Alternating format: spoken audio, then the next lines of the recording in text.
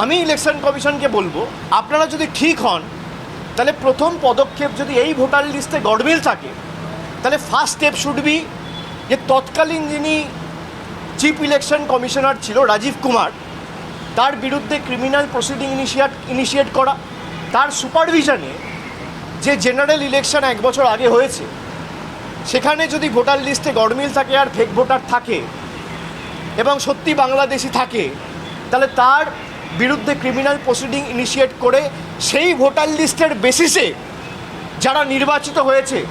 সবার পদত্যাগ করা উচিত এবং তারা যদি পদত্যাগ করে তাহলে প্রধানমন্ত্রীর পদত্যাগ করা উচিত। এই ভোটার লিস্টের বেসিসেই প্রধানমন্ত্রী স্বরাষ্ট্রমন্ত্রী নির্বাচিত হয়েছে, এই ভোটার লিস্টের বেসিসেই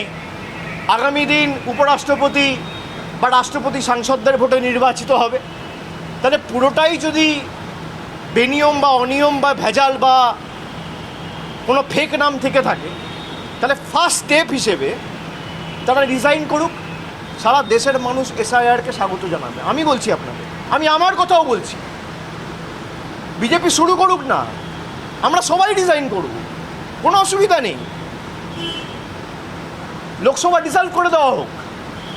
লোকসভা ডিসলভ করে সারা দেশে এসআইআর হোক, তারপর ফ্রেশ ইলেকশন হোক, কেউ তো বারণ করেনি।